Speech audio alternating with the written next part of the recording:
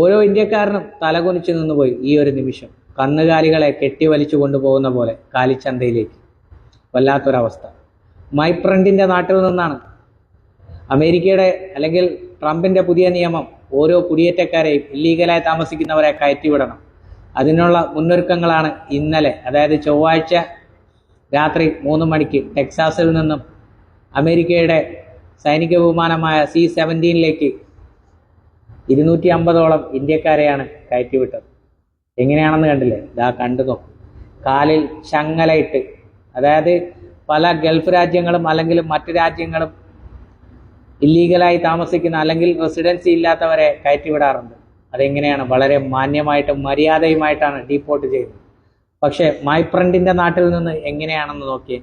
കാലിൽ ചങ്ങലയിട്ടാണ് ഓരോ ഇന്ത്യക്കാരനെയും കയറ്റിവിടുന്നത്. ഇതിലും അപമാനം ഓരോ ഇന്ത്യക്കാരന് എന്താ വരാനുള്ളത്? മൈപ്രണ്ട് ജയിക്കണമെന്ന് പറഞ്ഞ് കൂകി വിളിച്ചവരും ഹാഷ്ടാഗ് ഇട്ടവരും പൂജ നടത്തിയവരും കാണുന്നുണ്ടോ? മൈപ്രണ്ട് ജയിച്ചു.